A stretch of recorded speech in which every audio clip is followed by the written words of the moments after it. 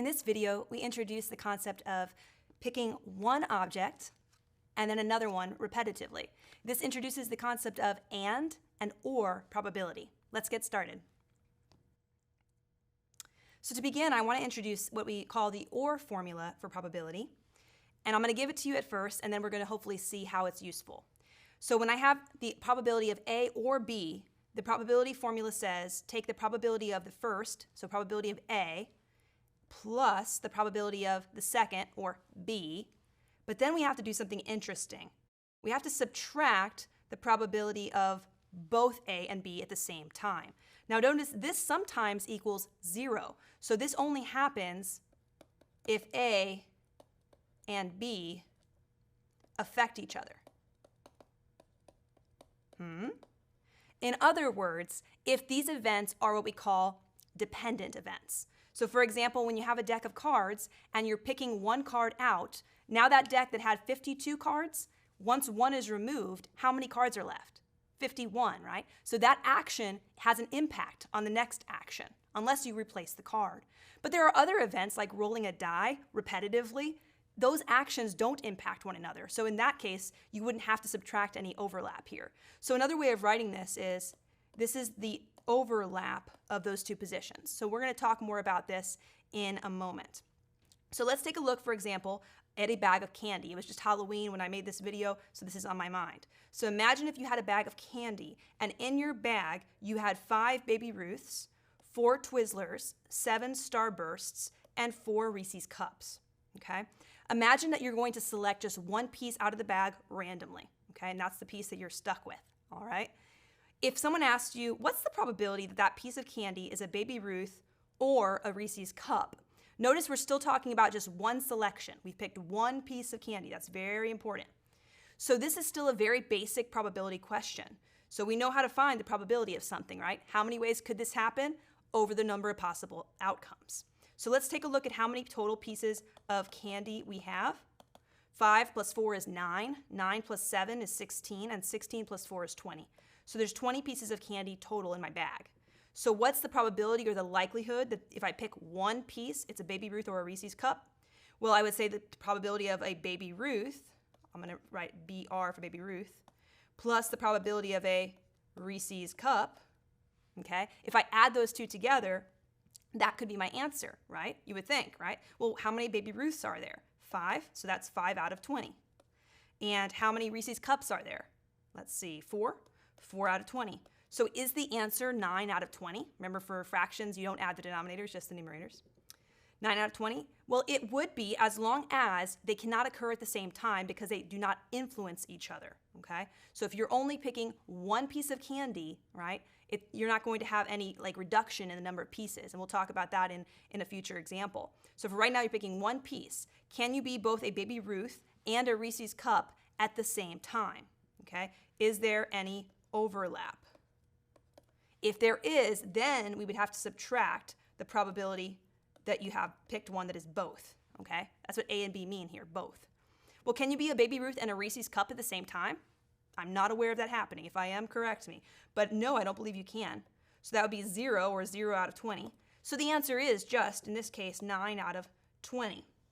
And you could, of course, then go to your calculator and get 4 out of 20, not 4 out of 20, 0.45 or 45%, right? You could obviously do that as well, but I'm going to leave it as a fraction for now.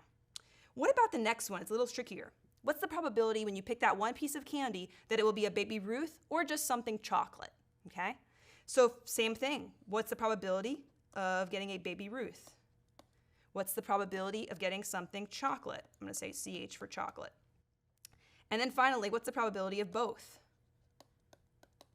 That's what this OR formula tells us to do, right?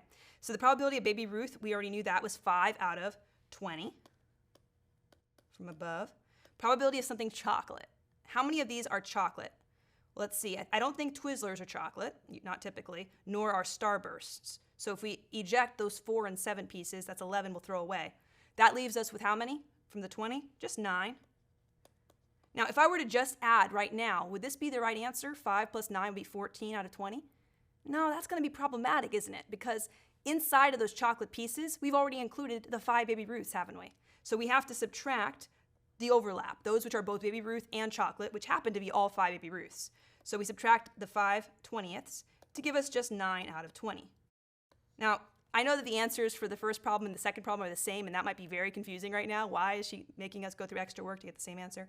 But they are the same for very different reasons. What I want you to notice here is there was an overlap, so you had to do the subtraction. Now, whether you do it at the end, like you just saw me demonstrate, or at the beginning, like thinking through the problem. Wait a second, I've already talked about 5 chocolate pieces when I mentioned the Baby Ruth, so I'm only going to include the other 4, which I haven't mentioned. That is doing the subtraction on the front end. So you're welcome to do it that way, but I just want you to be aware of the fact when there is overlap, you must subtract.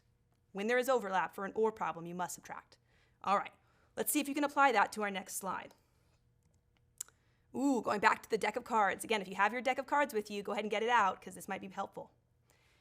One card, so we're still doing basic probability, just one card is drawn, one card. One card is drawn from a standard deck of 52 cards. Find each of the probabilities. So just to review here, deck of cards, 4 suits. In each suit, 13 cards, and this is how they're presented. We're asked to find the probability of a picture card or a black card. Remember, picture card is the same as a face card. We talked about that in our last video. And how many of those are there? Well, there were 3 in each suit, and there are 4 suits. So there are 3 times 4, or 12 of those. So to begin with, we'd say we need the probability of getting a picture card plus the probability of getting a black card minus the probability of both. That should be our OR formula. Anytime we see this OR, we're making one selection and we have an OR, okay? So the probability of a picture card or a face card, that would be 12 out of the 52. What about getting a black card? And again, this is where you have to think, can I be both? Basically, the question you have to ask yourself is this. This is your big question anytime you see an OR problem. O for OR, O for overlap. That should help you remind you. Is there any overlap between picture cards and black cards? Oh yeah. In fact, every picture card is either black or red, right? Half of them are black, half of them are red. So if there are 12 of them, 6 of them are black, 6 of them are red. So you could think through this subtraction on the front end, right? You could only add the new ones that you haven't already talked about. Or you could do it at the end, and that's how I'm going to demonstrate it for you. How many black cards in total are there? Half the deck, so that's 26 out of 52. You could have also written 1/2, but I encourage you not to reduce until the end because it makes your calculations easier. Subtracting how many are both a picture card and a black card, picture cards and black cards, we see them right here. Those are the 6 black picture cards, so subtracting 6 out of 52. Okay, so now at this point, we can get our answer. I'm going to come on up here. 26 minus 6, so that meant we only really had 20 new black cards, didn't we? Because we'd already talked about 6 of them when we introduced the picture cards. So really, that's just going to be 20 when you combine those. 26 minus 6 is 20. 20 plus 12 is 32. So 32 out of 52 is the answer before you reduce it. Again, you could also put this in your calculator to get a decimal or a percent. Notice here that you can reduce. 32 is divisible by 4, as is 52. We have 8 in our numerator when you divide by 4, and we have 13 in our denominator when you divide by 4. Again, feel free to switch back and forth in your calculator to decimals and percents. Next question. What's the probability of choosing a club or a red card? A club or a red card. What should your setup be? Feel free to pause the video and see if you can get it right. Probability of club plus the probability of a red card minus the probability of both. So the question here is, do I have any overlap? Now, if you ask this question and the answer is no, then there's no need to subtract the probability of both, right? Because there is no both, okay? So in this case, can you be a club and a red card at the same time? Well, by definition, clubs are always what? Clubs are these ones right here, this suit right there. Clubs are always black, so there is no overlap, so you don't have to subtract anything, right? It'd be 0 there. So you could just do these probabilities, add them up, and you're done. The probability of getting a club, well, how many clubs are there?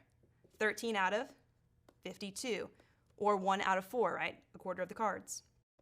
How many red cards are there? 26, that's right, or 26 out of 52. So when you add up, so we've added all of these cards, these are our clubs, and then we've added all of the red cards. That's pretty much most of them. Isn't that 3/4 of them, right? That's 3 of the 4 suits. Well, that makes sense because I'm getting 39 out of 52, which does reduce because 13 goes into 39 and into 52, so I get 3 over 4 when I do that division. Nice, or 75% likelihood. For the final question here, got to do a little more thinking. It says find the probability that your card is bigger than 9. Notice again it says greater than 9. It does not say greater than or equal to. So that means bigger than 9, so not including 9. We're talking about these cards here, 10, Jack, Queen, or King. How many of those are there? 4 in each suit, right? A 10, a Jack, a Queen, or a King. And 4 times the 4 suits would be 16. So I'm going to come up here if you can see me. I think you can. Yeah. So I'd have 16 out of 52. That would be the probability of a card greater than 9. Or I'm going to add the probability of getting a black card. How many black cards are there? That's right, 26 out of 52, half of them. Now, can you be both? Is there any overlap? Can I be both a card which is bigger than 9, so a 10, Jack, Queen, King, and a black card? Yeah, there definitely are. In fact, of all of the cards which are bigger than 9, half of them are black and half of them are red. So of the 16 of them, of these 16 cards, half of them are black, so there's 8 right there, and half of them are red. There's 8 right there. So this would be 8, which are both black and bigger than 9. So subtracting those 8 cards that we've already counted twice now, we would be able to get our answer. We would take 16 plus 26, subtract your 8, and you would get your final answer, which would be 34 out of 52, which again reduces nicely. Your final answer here should just be 17 out of 26, yes, because you're dividing by 2. And of course, 17 out of 26, you could then type in your calculator to get a decimal. So let me write it prettier here, 17 out of 26. Okay, so once you've done this example, you should now be an expert at how to use the OR formula. Once you have that down, let's head over to our next slide. Here we're going to introduce the idea of the AND formula. ORs and ANDs, oh my. Okay, so why do we have another formula? Why don't we just have the OR formula? Well, in this case, we're not just talking about a single event. Now we're talking about multiple events. So you might want to write that in your notes. I highly recommend it. When you have multiple events, not just the one card or the one marble or the one roll of a die, multiple events happening in succession, which means one after the next, okay? If that's the case, the AND probability formula comes up. So what's the likelihood when I draw my card that the first card is a king, right? I pull out the first card, set it aside. What's the probability that's a king? I pull out another card, and I want the second one to be a queen. I pull out another card. I want the third one to be a jack. Okay, it's to be a really good card in poker. What is the probability that I would get those results? So the first and the second and the third, etc. So let's describe the formula. Here's what it says. The probability of A and B equals the probability of A times, so notice and means multiply, times the probability of B. Now there is a little caveat here, okay, a little extra thing to pay attention to. After you see B, you see a line here, and we're going to talk more about this in our future video. This line means given, and it refers to this idea of a conditional probability. Something it has happened on this condition. So given that A has already occurred. So find the probability of B given that A already occurred. In other words, these are happening in succession, okay? All right, remember if they're independent events like rolling a die, they would not impact each other's at all. But if it's picking a card one after another, they depend on each other, they would impact each other. Speaking of things that impact each other, let's go back to my Halloween candy bag. Remember it had 20 pieces total, and now we're going to pick 2 pieces of candy, the same candy. So I'm not going to read that. You have that in your notes already. Now, the words I want you to follow with me are these ones right here. If you do not replace, okay, versus in the second part, if you do replace. Another way you'll see this in your homework is the words with replacement or without replacement. Very important that you pay attention to those details.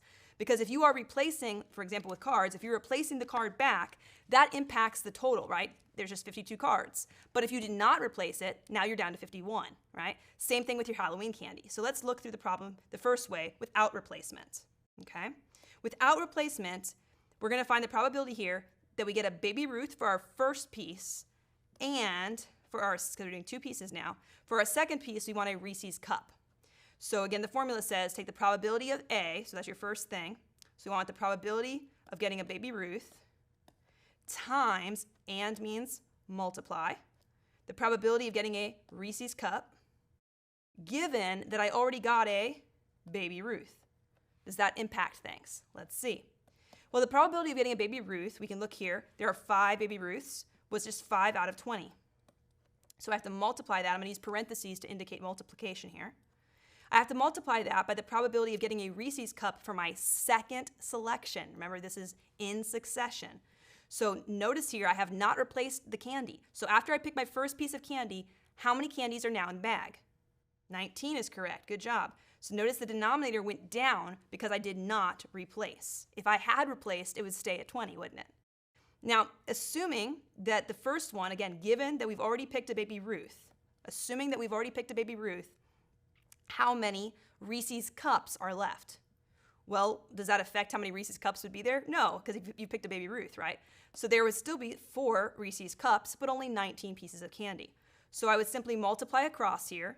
Now you can do this 2 ways if you remember from your basic math days. You can just do the numerators multiplied, the denominators multiplied, and then reduce. Or you can notice, which is what I'm going to do, you can notice here that you can reduce the 4 into the 20 diagonally, because that'll save me from multiplying big numbers. So that's going to be 1, 4 goes into itself 1 time, and 5, because 4 goes into 20 5 times. And then if you're really clever, you notice that there's a 5 on top of a 5.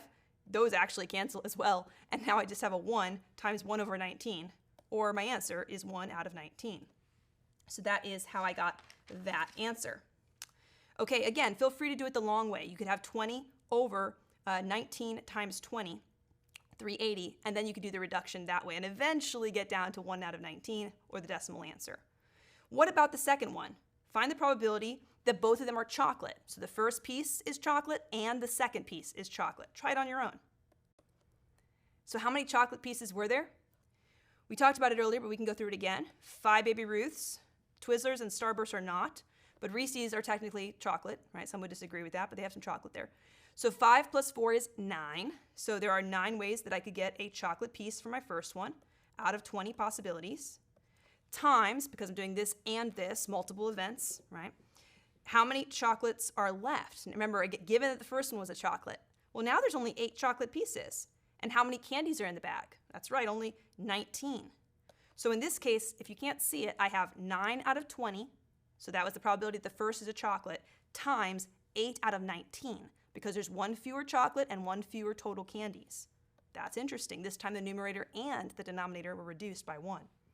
So again, if you notice that you can cancel here, you can save yourself some time for sure. In the end, you should end up with something like 8 out of 20 or 2 out of 5 when you finally reduce.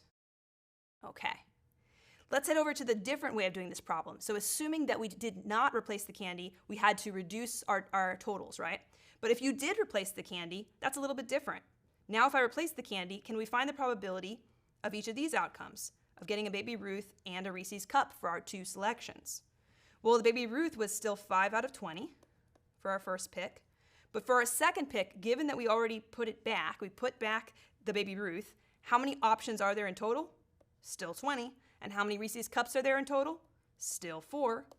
So in this case, we could multiply across and we'd have 20 on top and 400 on the bottom. Or we could notice the reduction is possible here, really nicely actually.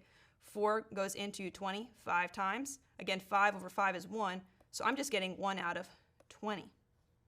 So a slightly smaller probability than above when we had 1 out of 19. Okay. And for our last one, both are chocolate. If we are replacing the candy, what would this look like? Well, there were 9 chocolate pieces out of 20. And then another 9 out of 20, because if we put the candy back, they don't impact each other. So in this case, I would have 81 out of 400. Okay. So that would be our answer in that case. In fact, if you were doing this in your calculator, notice because they're exactly the same and they're multiplying, you could have technically put in your calculator parentheses 9 out of 20 to the second power. We'll see that in a future example. Okay, if you think you have the AND formula down, go ahead and look back at your notes, compare and contrast OR and AND. OR is for one event, AND is for multiple events. And then once you really understand the two, let's head to our next slide together. In example 2 now, notice what it says. 2 cards, not 1, but 2 cards are drawn successively, meaning one after another. Here's the really important part, without replacement, meaning, that's right, the totals should be reduced each time because you have fewer cards in the pile to choose from. All right, same deck of cards, so it's written there for you to see. Here we go. I'm going to do the first one with you, and then you should try the second one on your own. Find the probability that both cards are hearts. Okay, what that means is we want the probability that the first card is a heart, right? And the second card is a heart, given the first was a heart. That's what that formula looked like, right? Probability of A times the probability of B, given that A already occurred. So what is the probability of just getting a heart as your first selection? You pick one card out of the deck. Well, how many hearts are there? Right, there's an entire suit of hearts, so that would be 13 out of 52. You could just say 1/4 and reduce it right now, or you can reduce it at the end. Okay, times, now before you jump right to the problem, think this one through. We're now going to pick one card out, set it aside. How many cards are left in my deck? So for my total here, given that I already got a first card being a heart, there's only 51, that's right. And how many of them are hearts? If I've already taken one heart out, how many hearts are remaining? That's right, there's only 12. Okay, so that's really important to notice. If I already picked out one heart, there's one fewer to pick from. That's why it went down. Now, if this had been a different card, like instead of a heart, it had been the suit like a club, then this would still be 13 out of 51, right? But because it was the same suit and I've already picked one out of that suit, that's why the reduction is happening. Okay, so in this case, 13 times 12, out of 52 times 51, you'll get 156 out of 2562, which when you eventually reduce, you'll get in your calculator, you'll get 13 out of 221 as your fraction. As your decimal, you'll get roughly 5.9% when you switch to a percent. Okay? Now let's head over to our next one. Pause the video and try it yourself. Probability of getting a heart and a diamond. So what you should have interpreted here is that you want the probability that your first card is a heart times the probability that your second card is a diamond, that's a really ugly diamond, given that your first card was a heart. Okay, so how did you get your answer? What did you do? The probability of a heart was 13 of them, good job, out of 52, just like last time. But then when you went to your next piece here, you have to incorporate the information you just learned. So we've just taken out one card. How many total cards are left? Given that the first one was a heart, only 51 are left, but how many of them are diamonds? Because we want our second card to be a diamond. Well, if our first card was a heart, did that affect the number of diamonds? No, so there should still be 13 diamonds. So when you multiply here, 13 times 13, you'll get 169, and 52 times 51, again, you'll get 2652. Putting that in your calculator, I'm going to do it this time as a decimal, you should get roughly 0.064 or 6.4%. Okay, so the last one came out to about 5.9%, and now it's 6.4%. So you can see that they're pretty close, right?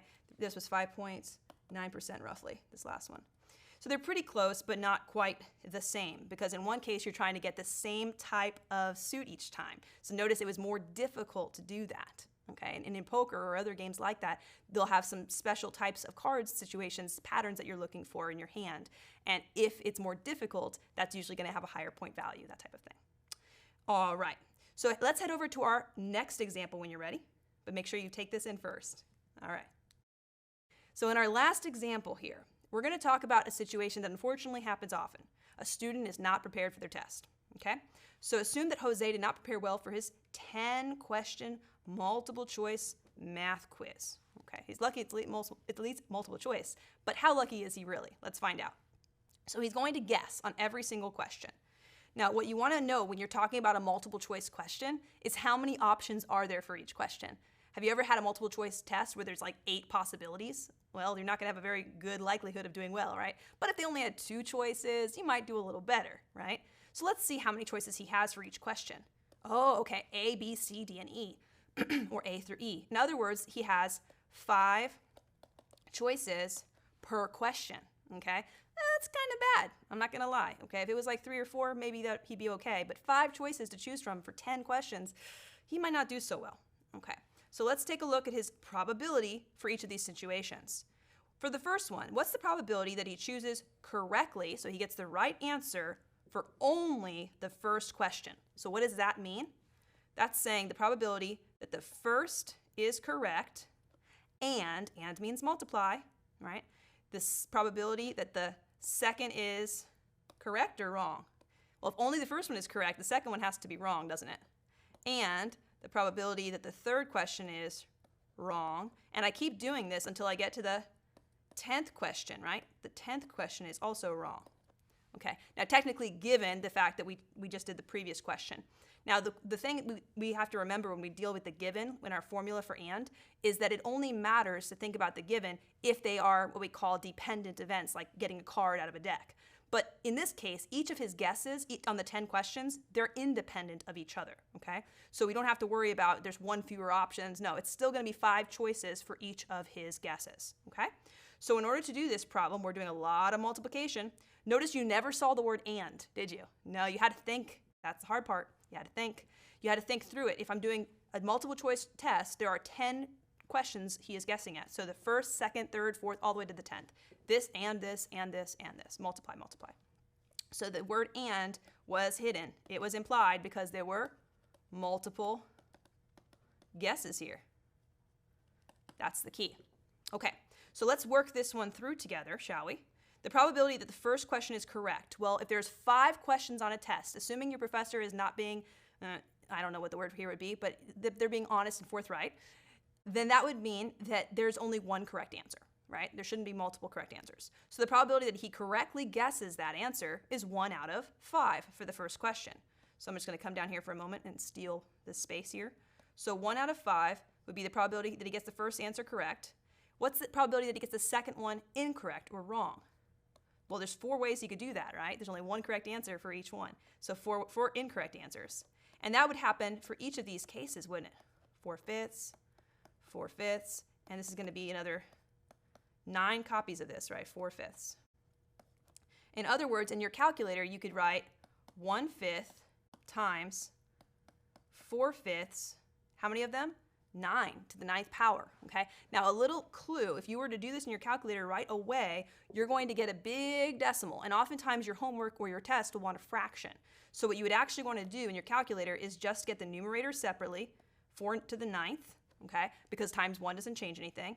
And how many 5s are there? Well, there's 5 to the 9th and another 5, so there's really 5 to the 10, right? And you can kind of see that.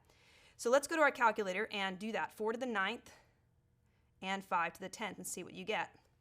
I'll pull it up this time and then we'll remove it here. See if I can get that here. Maybe I can't. Okay, in this case I can't, so it's okay. We'll continue. You'll take my word for it.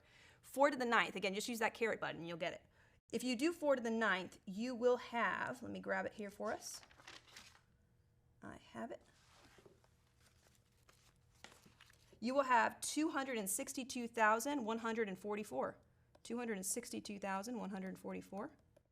And for your denominator, you will have 9 million, this is going to be a very big denominator, 9,765,625. Okay, so this would be your answer that you would typically want. This would be the answer you typically want to give in your homework, okay? So you'd first get the numerator, 4 to the 9th, and then get your denominator, 5 to the 10th, okay? Now, as far as understanding it, however, the decimal is more helpful here. We're getting 0.0268 roughly. And if I round that 8 up, what I would end up with is 2.7%. So roughly a 2.7 or less than 3% chance that he gets just the first question right and the other 9 incorrect. So you might be thinking that's good news, right? He's going to do better than that. Okay, hopefully yes. But let's head to our next question here. Okay, so let me get some space here. I'm going to erase this for now. So the next one is asking you to find the probability that all 10 questions are guessed correctly. Okay, all 10 questions are guessed correctly. Let's see if we can handle that. What would that mean here? All 10 questions are guessed correctly. That would mean that we're talking about the first question is correct, and the second question is correct, and the third question is correct. In other words, the probability of correct was 1 out of 5. How many times? 10 times, right? So 1 out of 5 to the 10th power would be the way we'd set this guy up, right? That would be the way we'd set it up. So what does that look like? Well, in your calculator, you can do 1 to the 10th, which is just 1, and you can do 5 to the 10th, which we already got before. So the answer should just be 1 out of this 9,765,625 number. Again, this is the answer that a homework question would typically want, But to understand it, you could type that in your calculator, 1 divided by that denominator, and you get a very tiny answer, 0.000000, and eventually you hit a 1 somewhere. I think it's at, as you make it as a percentage, it's 0.001%. So roughly 0.001% after you look really far at that calculator screen, okay?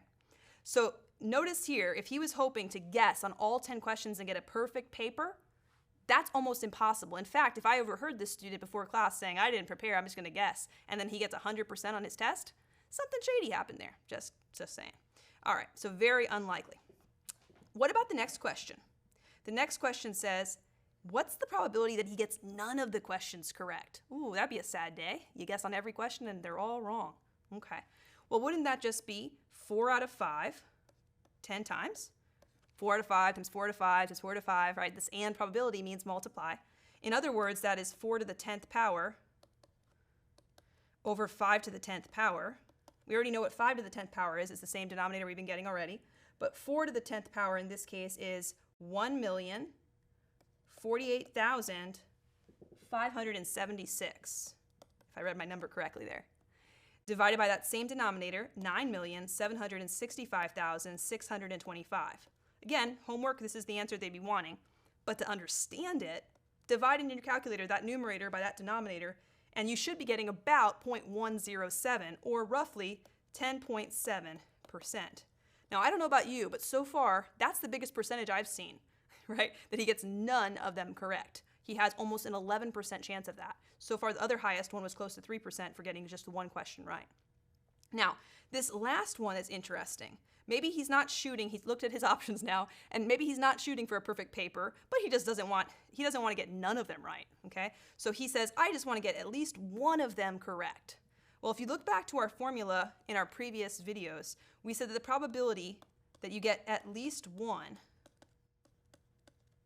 is 1 minus the probability of none. That formula should be in your notes toward the top, okay? This comes from that complement idea, right? The complementary events always had the probabilities adding up to 1. So when you subtract one from the other, that will give you, if you subtract one of the probabilities from one, that should give you the other one. So for example, the classic complementary event is it will rain tomorrow. So if the chance that it rains tomorrow is 30%, the chance that it does not rain is 70%. Or 1 minus 30% gives you 70%. That's the same idea here, because none and at least one are opposite events, aren't they? They're completely opposite. You either get none right or you get at least one right. Okay? Well, once you know that, this is pretty straightforward. It would just be 1 minus what we just got above. So 1 minus that 4/5 to the 10th power. Or in other words, to make our life easier, we'll say 100%, yeah, you can see it still, minus 10.7%. And that will give you roughly your answer of about 80, what did I have here? Yeah, so roughly like 89%, 0.1, yeah. All right, so that's what we're dealing with, something like that. I think that's 0.3. Okay, so the basic idea here is it's not a good situation, right? He is most likely going to get a bad score on this test, and he's almost certainly guaranteed not to get a perfect paper. So you should definitely study for your tests. So what I want to summarize here, I know this slide was a little confusing and a little overwhelming, lots of fractions, lots of things. But the main thing I want you to notice is when you're talking about multiple events, you multiply.